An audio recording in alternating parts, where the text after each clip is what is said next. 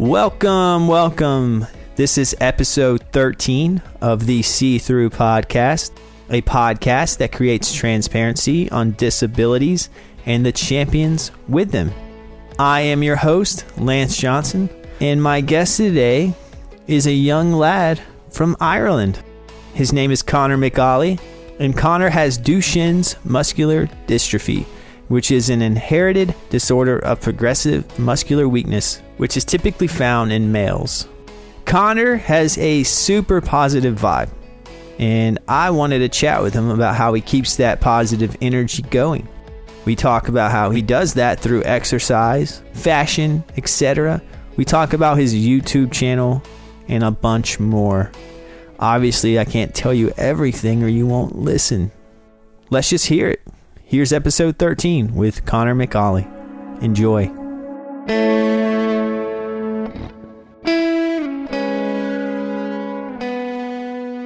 What's up, Conor? I'm doing good, Lance. I'm doing good. How are you?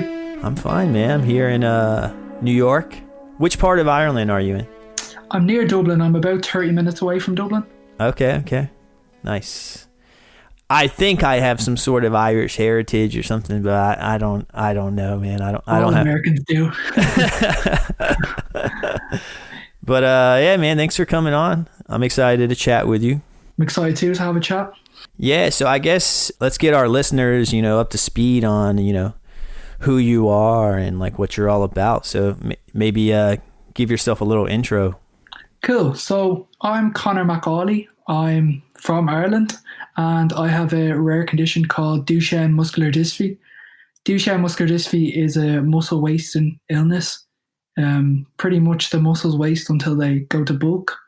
Duchenne's is the most common form of muscular dystrophy, and pretty much there's so much stuff to it. It's not just people think, okay, maybe it's just the muscles in the legs because you have to use like a wheelchair and stuff like that, but really it's not. It's like, your lungs, your heart, all them other features you have to look and take care of.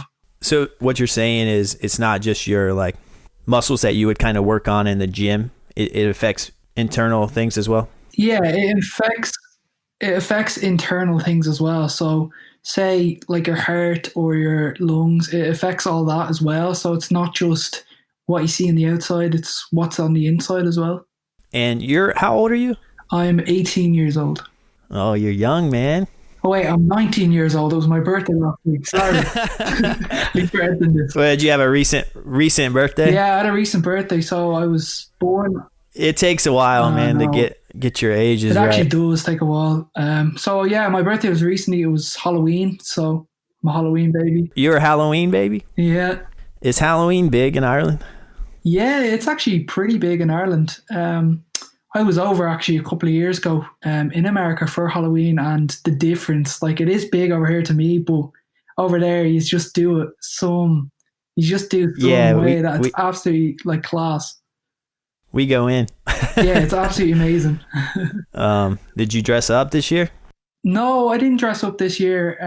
In Ireland, we're on phase 5 of a lockdown, so it means that we weren't really allowed to go out or anything. I know it's different over there, but yeah, so. Yeah, the lockdowns, I'm aware. I didn't dress up either, and I just out of pure laziness.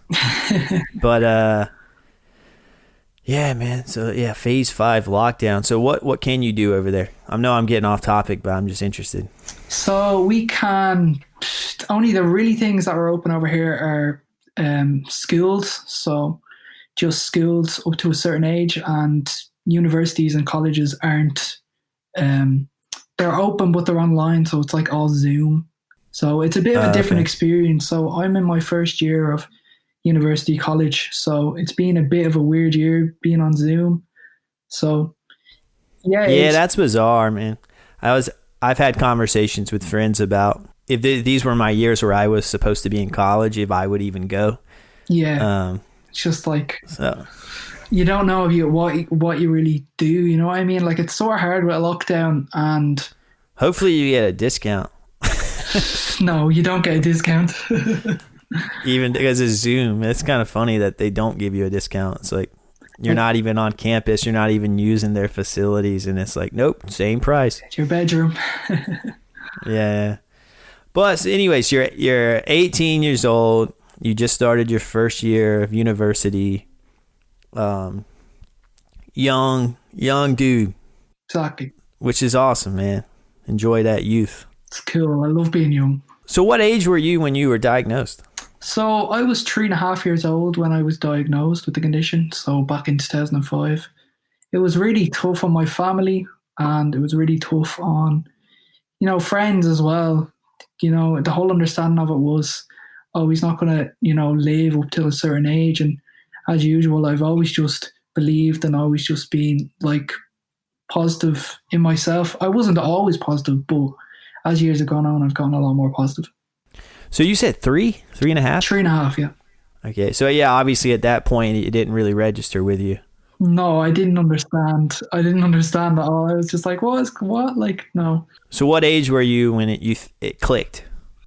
For a couple of years, I actually didn't really believe I had the condition, which is a really funny thing to say. It can affect a lot of people differently. And for me, I think I got really lucky, and I seen people around me who had the condition that weren't so lucky as me, whose health wasn't as good.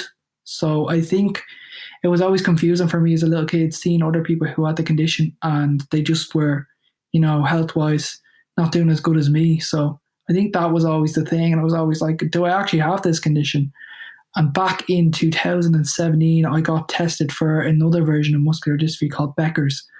And the test came back negative for Duchenne's again. So they were even questioning, did I have Duchenne's? They didn't really know at a certain point because I was doing so well. Yeah, that's interesting. Yeah, I understand what you're talking about when it comes to like, I have a vision disability. My disability is called retinitis pigmentosa.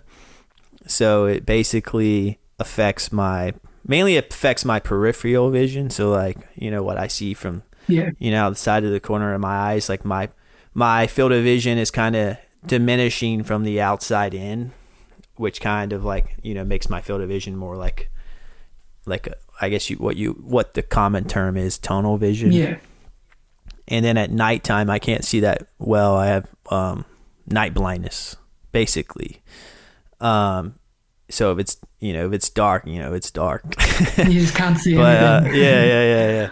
But I have people, I'm 30 years old, and I've been to Foundation Fighting Blindness, which is an organization, a great one, by the way, where people meet up. And I've seen people, younger than me who, almost lost their complete sight. I still have most of my central vision. So I know what you're saying, I guess, is my point, that, you feel fortunate, right? Because you feel like you have things working for you that maybe others don't.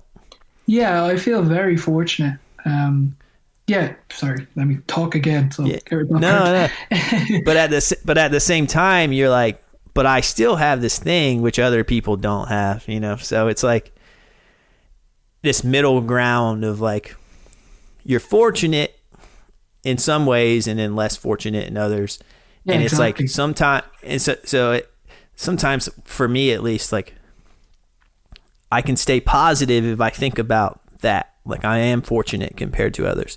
And when I compare myself to other people, with perfect vision, that's when I can be negative. Yeah. Would you say, are you in a similar kind of mindset or kind of explain how you think about things like that?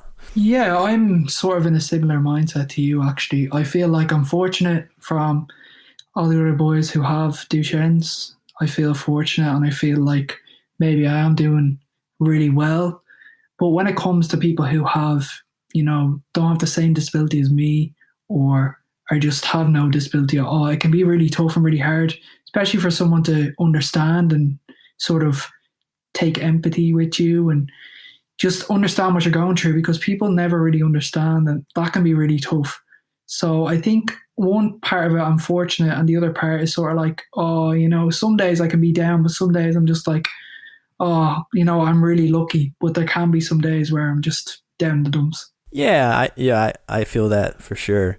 And, I bet you, people even who have perfect health, compare themselves to others and then get down on themselves, So it's like a never ending cycle. I think it's just human nature, and then with things like social media and things like that, it's easy to kind of get windows into other people's lives, Yeah. You're on Instagram, right? Your username, for those listening, if they want to check Conor out, is Con McAuley. So CONMCAULEY. That's it right there. You can all check that out. Yeah. And you're also on YouTube. You have a YouTube account. I do have a YouTube account. It's at Con's Wheels. So that's my YouTube. Yeah. Your YouTube account. I've watched a few of your vids. They're pretty informative, specifically about Duchenne's, and basically this is kind of like my segue into, you have Duchenne's. It's a very rare. Would it be considered a disease? It is a disease, yeah. Yeah, it's a rare disease, and you have a positive mindset, and you're trying to share that online. I think that's awesome. I mean, that's kind of what I'm trying to do here with my podcast. Thanks so much. So, and I know you said it's hard to stay positive sometimes, but is creating content for, Instagram and YouTube been helpful for others? And making this podcast helps me out mentally. So I'm assuming making the content is helpful for even yourself. So yeah, it is very helpful for myself. So even just getting the positive reaction, the positive feedback on all the videos and all the Instagram posts and all has been great. I think it's just really to show my life. And I know with YouTube it is a bit different, where you can have videos where it's just like, oh, this topic or that topic. And I think with Instagram, that's the one thing that I do like, is I can sort of just show my personality and show it off more with just posts. And I feel like, yeah, it has helped me a lot doing this. I think I've gotten more confident from it. So I feel like this has all been, positive. Ever since Ireland went into lockdown in March, that's when I sort of started it and knew I had to do something, because everyone was getting down. It was a really hard time for everybody, and just it was just something to get my mind off it, something for me to actually just do. Yeah. I mean, this podcast, I started this, over when we were in lockdown over here. I had been working on it for a few months prior, leading up to it, but then I had a lot more free time, and it just kind of sped up the process. And, here I am, your episode 13. So, wow. But yeah, making content's fun, man, and it's a good way to stay busy. What kind of content do you make?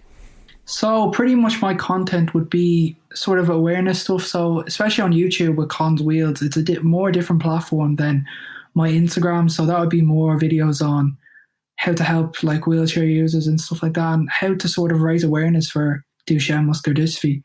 They're sort of the videos that I've done, and my journey just through life and how I've gotten to this stage in my life. So that's different sort of than my Instagram, where it's just a bit like, oh yeah, like I'm doing positive stuff and all, I'm doing positive captions and everything, but it's more just me and more, stuff that I do on a daily basis. And it's not just, oh, like I'm a wheelchair user and I'm this, because we all know with disabilities, like people can put people in categories, but I feel as though, there's so much more to us, and I hope people sort of, understand that. And I know some people still don't, but there's just a lot more to us.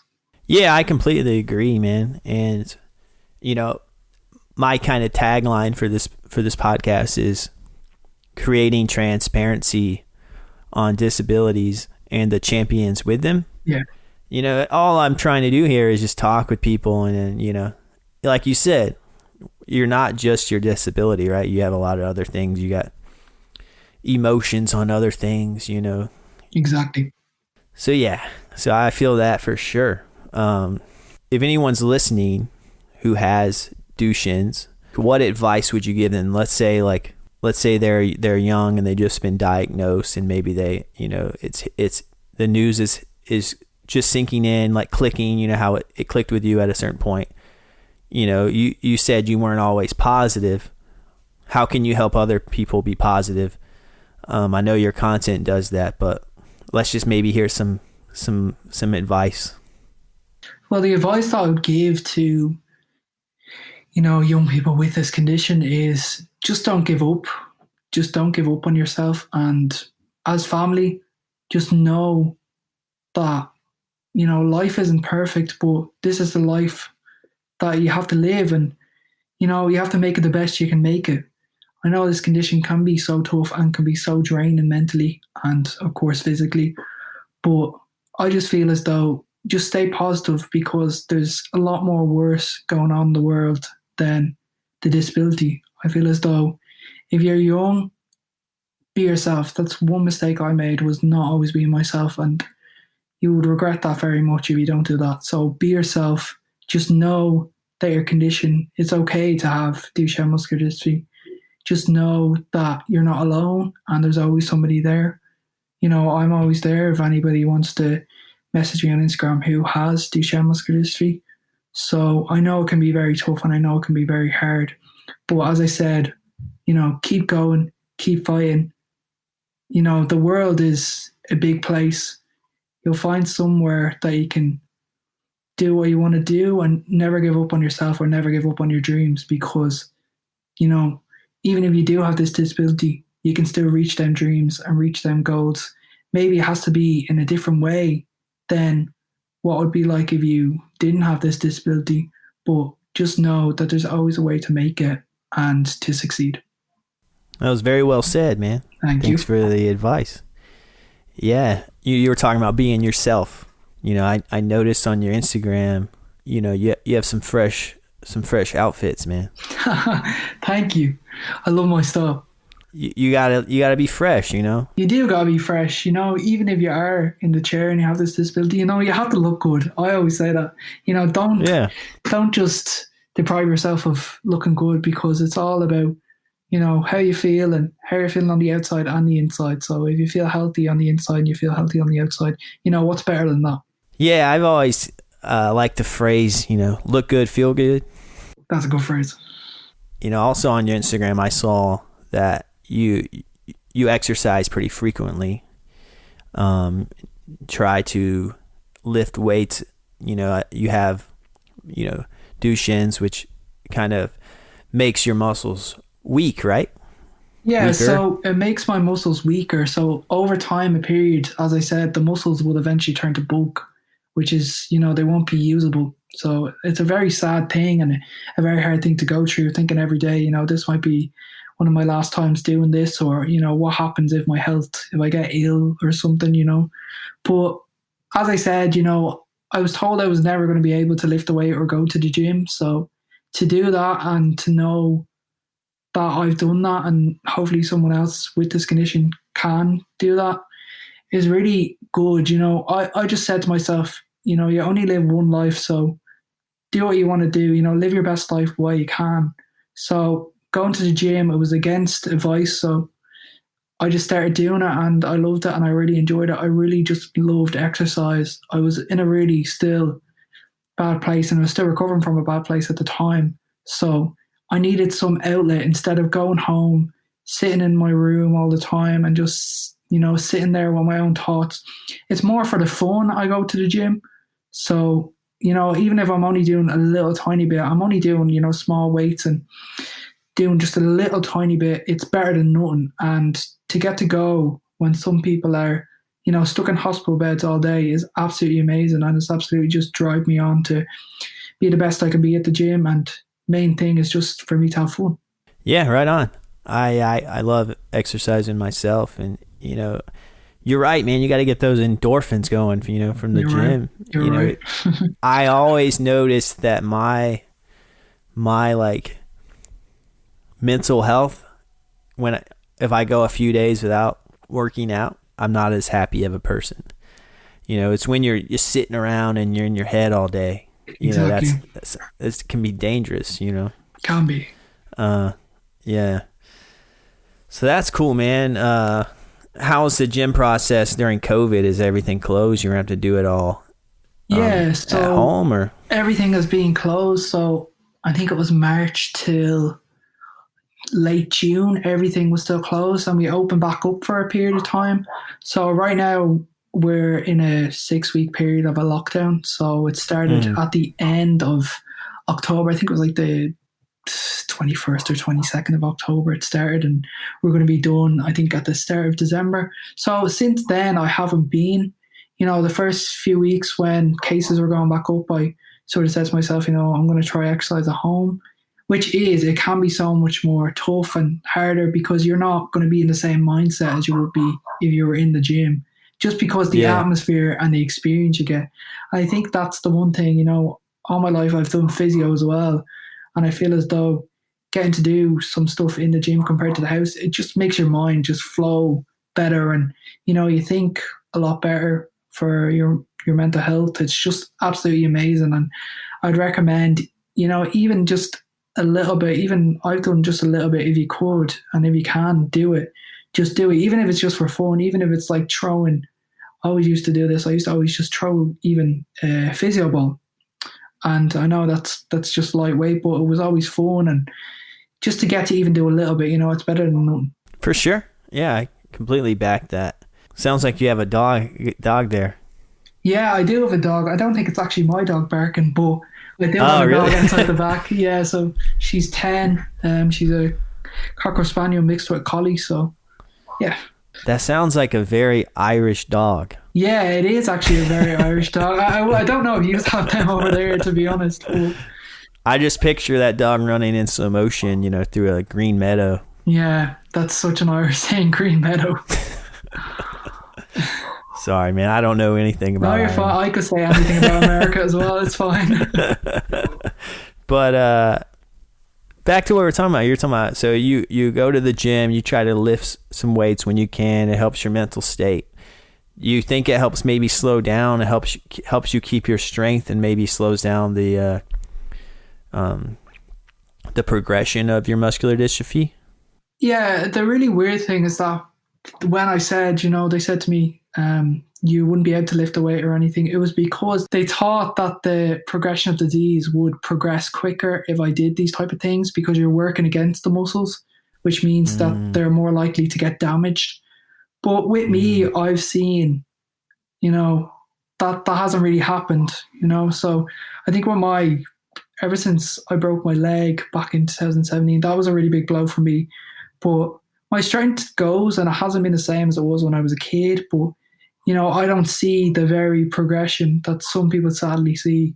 And, maybe I will see that eventually in the future. But right now, there hasn't been much deterioration the last 5 or 6 years, as in terms of upper body. I've been actually doing really well in my upper body for what I can do. I can't lift heavy weights, but at least I'm lifting little weights, It's better than nothing. So I have to just think positive and be happy that I'm doing that. And, the doctors said what they said, but I had to do it just for my own mental health. Yeah, man. Do your thing. I always think about that, Doctors have to, I'm going to sound like a crazy person here, but doctors have to say certain things to cover let's just be polite and say behind, they got to cover their own butt. Yeah, you get the worst scenario. They always tell you the worst scenario, which you have to, I definitely respect doctors' opinions, and they're very intelligent, and they've done their research. But sometimes, man, I do question them. Yeah, no, I'm the same. So don't be worrying. I know it does sound like, oh no, you can't question somebody who's a medical professional, but they're reading just saying, this is the disease, this is what happens. Everybody, as I said, is different with the disease, and everyone's body is different. So yeah. Do you see a specialist? Yeah, I do see a specialist. So I do have a team of doctors. So every 6 months I would go up to a hospital in Dublin and see all them specialists, and it would be a big, huge group meeting. I think in America it's sort of the same thing actually, But I know I have appointments in and around then as well. So I'd have like physio and stuff like that. So my big appointment would be every 6 months. Oh, cool. Yeah, that's, I guess, just to monitor things and how your body's kind of flowing, I guess. Yeah, we do a lot aging, I guess is the word. Yeah, we do a lot of different things. So there's a lot of different exercises that they have to see how your body is doing. So we just examine that. There would be just my whole team of doctors, and they'd come in and say, usually they'd say, "Oh, Conor, you're doing great and you're doing brilliant and all this." And I'm there like, no, don't say that. I always want to improve. Yeah. Yeah, for a while I had to go like once a year to see a retina specialist. And it was always the same thing. It was always, your vision diminished a little bit, and there's no new treatments out. So wear your sunglasses and eat some leafy greens. And I'm like, what? I'm like, okay. This is at a certain point, I was like, this is a waste of time. Yeah. Obviously, if you're listening, don't listen to me. Go get your eyes checked, But I did, it kind of got old every year going and just hearing the same thing, So you're like, let's say you skipped your 6-month appointment. You're going to know, you're going to tell a difference, right? Yeah, I would know a difference, especially there's other appointments as well that have, as I said, with lungs and intestine and stuff like that. And if you miss some of them, you really do notice the difference. But for the 6 months, you could notice some differences. You'd be like, what is going on here? What has happened here? And they'd be like, oh, you've slowed down by like a second or 2 seconds or something like that. So. Yeah.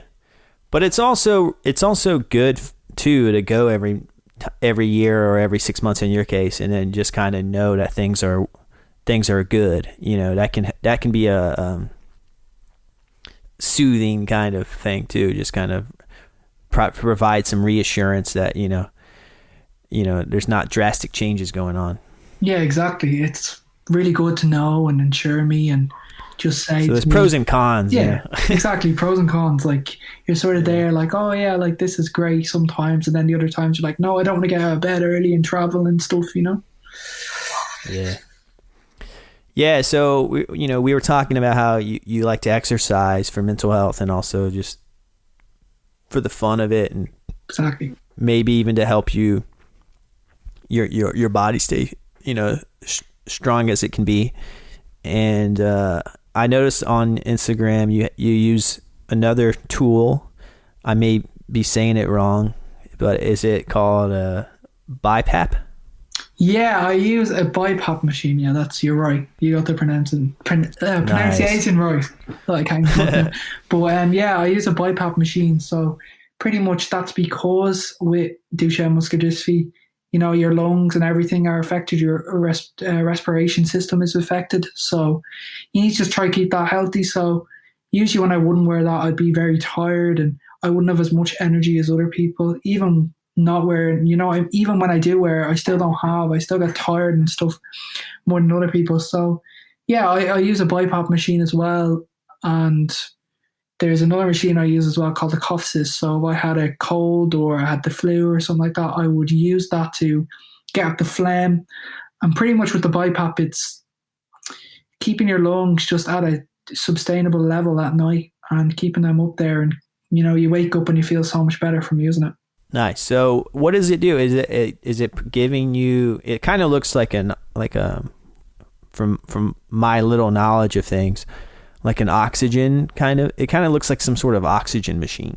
Yeah, it's pretty much like a machine that it sort of just keeps your breathing levels proper at night. So say if I went into a deep sleep and I didn't have that on, my breathing levels would go really down compared to what the average normal is meant to be. So it just sort of keeps them at that level that they need to be at, like any other person's level. So. And your caption for that post was like, if you don't want to do it, you still should do it because your energy's improved. So that it sounds like maybe it's uncomfortable. Yeah, it can be very uncomfortable. I know a couple of times I've gotten really bad marks on my face. So I think that's really why people don't want to wear them. I know it's just like, you want to go to bed and you're just meant to go sleep without wearing anything. So it's sort of that thing. I know I got used to it. For the first couple of years, I wouldn't wear it, and I was like, no, I'm not wearing this. But my energy levels just went so downhill. So I knew at one point that I had to wear it, and I just felt so much better waking up in the morning without a headache. You would get headaches if you wouldn't wear them because you weren't at that proper level. So yeah, I felt so much better when I have wore it. As I said in that caption, wear it even if you don't want to, because it's important and it can really help you for going on in the future. Yeah.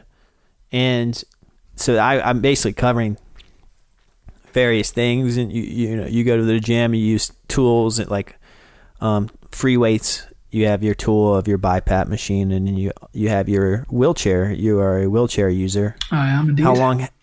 How long have you been in a wheelchair? So this is actually a very complicated story. So I got my wheelchair when I think I was 4, and okay. I didn't really have to use it as much. So I'm a wheelchair user who can walk a little bit, but not greatly. Like if I fell or something, I'd be at more risk of breaking a bone or something. So yeah, I was walking a lot when I was younger. At one stage, I literally tried to get rid of the chair. I was just in such a dark place where I was like, I can do this and I can do that. So usually with this condition, you're only able to walk up till, so it could be 8 from 12, so one of them ages. So I'm 19 now and I can still walk a little bit, but not greatly. I'm not a great walker. I don't really risk it. Ever since I broke my leg back in 2017, it was absolutely so painful and so horrible to go How'd through. you break your leg? So I was walking home from school with a couple of friends. It was the first time I actually did it for, I think it was 3 or 4 years, because I used to get so nervous and so anxious in case I did fall, because I couldn't pick myself back up either. So I was walking home. We were going home. It was a Friday. And pretty much I came along and there was just a new pathway built. And the road was meant to be higher than it was. It was lower down. So I pretty much got to the little pavement when you're crossing the road. And I thought the road would be higher than it was because they had the little thing where it's usually ramped out. So pretty much I walked out and I didn't realize my foot went, and I just went flying, because with this condition, your muscles are weaker. So it does mean your bones get weaker as well. So usually for someone like that, they could have picked themselves back up. But for me, it was like, no, I broke my femur then. So really tough. Your femur. How much pain was that? It was actually awful. It's the biggest bone in your body. Yeah. Funny enough though, my friends got me against the wall. I remember the pain. I blacked out at one point. It was absolutely horrible. My mother was actually at the hospital visiting a local neighbour. So I rang her on my phone thinking, maybe I just fell and it will be okay. It'll be all right in a couple of hours, because usually when I fell, it would be, all right in like 25 minutes. You'd be in a bit of pain, but you'd be like, oh, I'm okay now. But she came and got me, and then she drove me to the hospital. We sort of knew that something was really bad, because usually I don't give out about pain, and usually I'm just fight on and don't really give out or complain. And I knew that day that something was different, because that pain, I've never felt it before. It was absolutely horrible just to feel it, and just to think, what have I done? Is this... I just didn't even know what happened, because I was sort of just walking 1 second and then there I was on the ground in pain. Yeah. And I just couldn't. I remember getting lifted into my car by some of my friends, and I just screamed. I couldn't hold it in. Yeah, I can only imagine. I broke my knee when I was in the 5th grade here. So I was maybe around 10 years old or something like that. My brother dared me to try to do this trick on my bike, with going off of this tiny little ramp. So long story short, I broke my knee, and that was the first bone I had ever broken. Wow. So I know that was the worst pain. I'm 30 years old. And I've been injured more other times. You know, I've torn tendons in my knee. I've had knee surgeries after that too. And I still think that breaking my knee was the most pain I've ever been in. And so I can only imagine the femur bone. And literally as well, with having this condition as well and breaking it, was just a horrible pain that I can't explain. I broke my hand actually a couple of years before that. But that was a funny story actually. I was sitting around and I was near Christmas time and I had Christmas music on. I was doing a bit of a dance, a jiggle. Then I didn't see a part of my sofa and I went flying onto my arm, nearly into the Christmas tree. And it was very bad because at the time, you know, I like, oh, Conor, you know, if I fall or something like that, it's always, you know, serious and it can't happen. You know, I have to go to the hospital straight away. But now I look back and it is funny because it was only my hand. I recovered after 4 weeks and my hand has been fine ever since that. But like, it's just mad to think something like that happened. And then thinking that, I was thinking, oh, you know, this would be the most pain I'm in with my hand. But a couple of years later, I go and break the femur. So, yeah, man, life's unpredictable. Yeah, it is tough. Yeah. So it sounds like breaking your leg, you know, you were trying to kind of use your wheelchair less frequently whenever you tried to walk home. And was that kind of like an event, life-changing event that kind of made you feel like, okay, I should probably use my wheelchair? Yeah, I pretty much had to use it. I didn't have the same walking skills as I did. I feel as though, you know, I got to do some great stuff with this condition. You know, being from 8 to 12, you're meant to lose your ability to walk. I got to walk around after that in Rome, in America, and Florida. So to think that, you know, it's absolutely amazing to think I didn't want my chair there. And some of the times we didn't actually bring it. I know to Florida we did, but to Rome, I was like, no, I'm not bringing this. And my parents couldn't do anything. You know, they were so upset and they were just like, why is he doing this? But it was my choice in the end. And it was really tough on them, especially. But I got to do some amazing things while walking before that. And I felt as though, you know, my time was up. You know, one stage I thought, oh, I'll walk forever. But at that point, I thought, you know, this condition at one point is going to make me not walk as frequently. So to have that happen, you know, there's nothing you could really do about it. It was just as though I had to accept it and move forward. Yeah. So would you say that now you're more accepting of your wheelchair these days? Yeah, I'm a lot more accepting of it. You know, even at the time when I broke my leg, people would come up to me and be like, oh, like, when are you getting out of that and all this? You know, that's how well I hid it for a couple of years. People didn't even know. And it was just like, what am I meant to say? You know, oh yeah, look, suddenly I'm in this for a long period of time. But yeah, it was just of me accepting it and just saying, I think it was actually the perfect thing to happen. I still struggled very much afterwards for periods of time, but I don't know where I'd be today if that didn't happen, because it made me accept myself more than anything else ever has. So that was really, I know it was really hard and really tough and it was so painful, but it was one of the best things that ever happened to me. I feel that. And I know what you're saying when you're saying that you were hiding it for a while. Yeah, I've been doing these interviews and it seems like every guest I have on at one point in their life was hiding their disability. And that seems like to be a common theme with disabilities. And I've hidden my disability for years and years and years. And I've just now recently been kind of open and talkative about it. And just being open and talking about it has like been a game changer for me, just mentally and in terms of just accepting things and looking forward and not feeling like this existential dread of the future. And exactly. You know, it makes you feel more in control. You know, when you're not accepting things, you feel like you don't have any control. You're like, you know, you got these like anxious thoughts just kind of floating around your head of like, when am I gonna be in the wheelchair? How much longer do I have? Exactly. And then, but I'm just assuming that's how you thought. But yeah, so anyways, I'm glad that you're not hiding it anymore. Yeah. I have no choice now, know. So yeah. And that's kind of to the point where I got to where I didn't want to drive my car anymore. So I got rid of my license. And I got to the point to where if I was somewhere where it was dark, I couldn't just wing it and like pretend anymore. It was like, oh, I can't see. So it's like people were going to notice whether I wanted them to or not. My life was going to change whether I wanted it to change or not. So, we have different things going on, but I do think there's some similarities, Yeah, I think in everyone's situation, there's always some similarities to what's going on and, how they want to be treated and how they feel about their own disability. But it is actually mad how they do link in certain ways. They're so different, the things that you'd be going through, but they do link.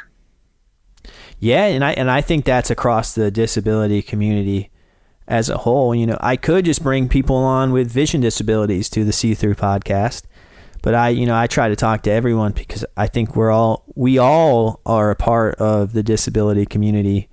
And when it comes to kind of thinking forward, in terms of building a accessible future for everyone, we're all on the same team, Exactly. So I'm assuming now that you're in a wheelchair that you view accessibility different than you did when you were younger. Yeah, I definitely do. I couldn't, for a long time, I'd struggle going up the stairs. I couldn't do the stairs for a long time. So a couple of years before I was even in chair, so I'd use the lift and stuff like that. But that would be very tough as well because you'd be like, oh, does this, building of stairs or whatever. I was okay maybe with little tiny steps, so 1 or 2 little steps. But for any other steps, it was sort of that. But you're right. Even now, I sort of look at places and think, this needs to be done or that needs to be done to sort of help people out with all kinds of disabilities. Especially, me being in the chair, it's more just about that. And it's sort of just like, oh, yeah, like this needs fixing or that needs fixing, More places should be more inclusive, It's the 21st century, as I say. And, I think they just still need to improve on certain things. I think they're going in the right direction, but I feel as though hopefully they do get more buildings accessible and hopefully there's more stuff for wheelchair users to get access to. Yeah, I agree completely. I view accessibility different now too, just from having these conversations with different people. I always think about accessibility when it comes to my vision because, say like it's a dark restaurant and there's like random staircase in the middle of the restaurant. That's like it's almost like it was designed to mess with me. Yeah, no, exactly. Sometimes I see things and I kind of laugh at it. I'm like, man, they really are trying to make me trip and fall here.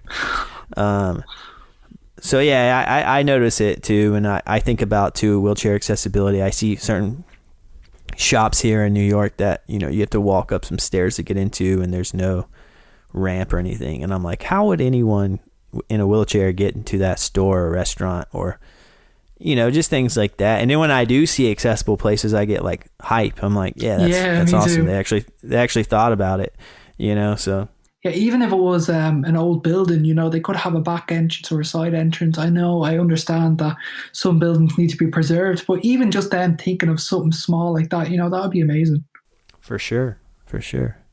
So yeah. We talked about a lot in terms of kind of what kind of helps you in your day-to-day. You have these tools you use. You have your wheelchair, you have your Bipap machine, and you have your exercise.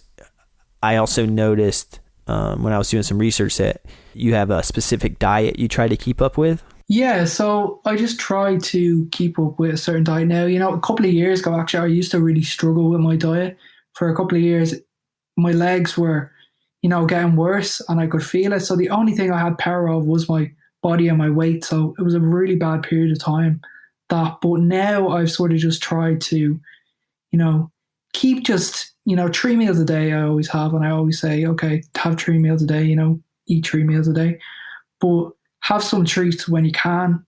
They won't, in the end of the day, kill you. Have a little fun and have some nice things. It's not all about just eating healthy all the time. But for most weekdays, I would suggest, eating just a balanced diet and just doing that because it makes you feel so much better, especially drinking a lot of water. I've changed really from drinking a lot of like fizzy drink sodas. So that's what I've really done.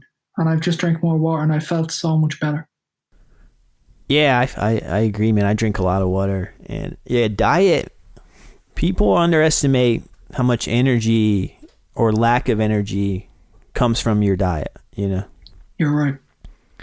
You know, if you're eating a high sugary diet, high fat diet, you're gonna be moving slow.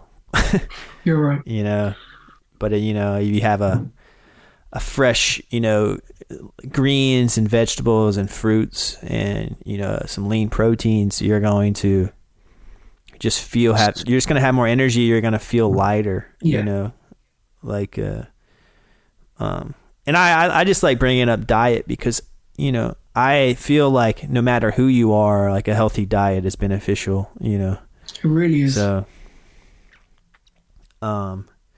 sweet, man. So I'm going to backtrack a little bit. We were talking about your YouTube account earlier. There's one video I saw on there, and it was about how to have confidence in a wheelchair. Yeah.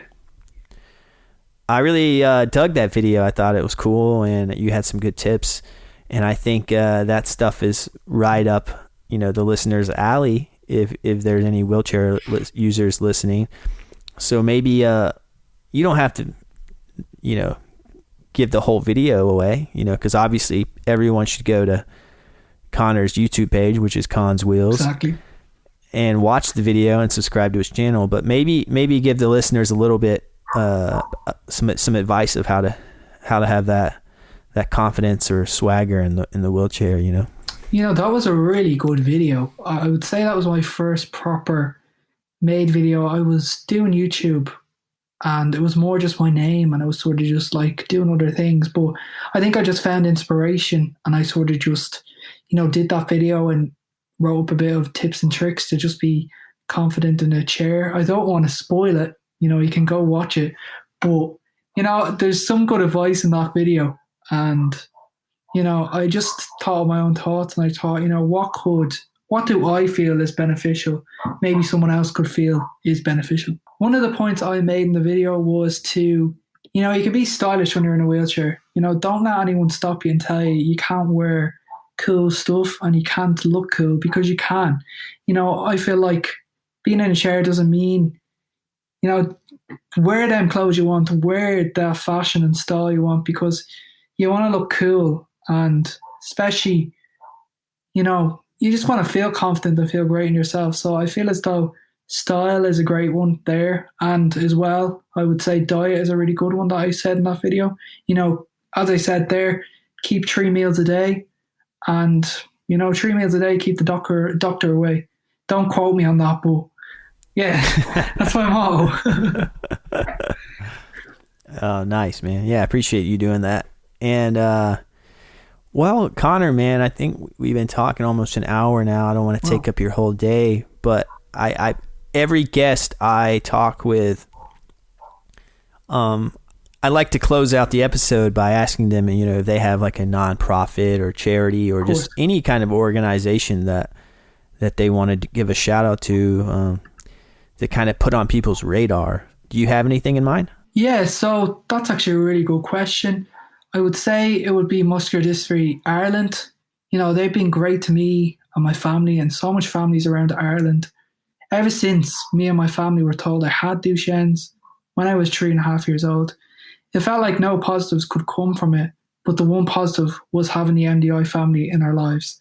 You know, the amount of stuff I've got to do because of them and all the hard work is amazing. You know, I've got to grow up with great youth workers in my life who gave me so many home visits and even brought me and my sisters on social outings over the years. So they even set up youth clubs for the boys, not just with DMD, but for all the kids with muscular dystrophy and their families. You know, even in my lowest point, MDI had the belief in me and love for me when I tried to distance myself from having Duchenne's. You know, I'd just like to thank them, and, you know, each and every one of them I have a massive respect for. Ever since I was, as I said, 3.5, they've sort of been in my life, different youth workers. So the charity, you know, continues to help families around Ireland and deal with the pain of this horrible condition. Sweet, man. So that was what it was, Muscular Dystrophy Ireland. Exactly, yeah, Muscular Dystrophy Ireland. So that would be over in Ireland, the main outsource for patients with muscular dystrophy. Right on. And then if you're listening in and you want to look up more on Muscular Dystrophy Ireland, I'll have a website link in the show description. So just click there and you'll be able to find info on that. Cool. Well, Conor, man, I guess let's give everyone your social media details, and then we'll call it an episode. So yeah, my social media details are, so my Instagram is at Con McAuley, also on Twitter I'm at Con McAuley, and my YouTube is at Cons Wheels, Facebook also Cons Wheels. So you can, look me up, hit me up, don't mind. Yeah, give them a follow. You said that you respond to DMs and everything? I do for boys who have Duchenne muscular dystrophy, as they're going through an absolute lot. I'll try to get back to you, but most people, it depends, I'll try my best. All right, he'll try. Hit him up. Well, Conor, man, I think that does it for this episode. Cool. It was nice having you on, man. You have a great attitude, and I admire that. And I'm glad that we connected, and I look forward to staying in touch with you. Thanks, man. You too. Cheers for this. Cheers. All right, man. Well, there it is. That was episode 13 with Conor McAuley. I hope you enjoyed my conversation with him. Like I said, he has a super positive vibe. So definitely give him a follow. For more information on the See-Through podcast, visit seethroughpod.com. And if you haven't already, follow us on all social media channels. The handle is at See-Through-Pod. I have some amazing guests coming up that I'm very excited to talk to and have everyone hear their stories. So you definitely want to be in touch and in tune with what's going on with the podcast. Feel free to reach out to me on Instagram or Facebook. I respond to everyone. So as always, I'm going to close out with stay transparent. All right, everyone.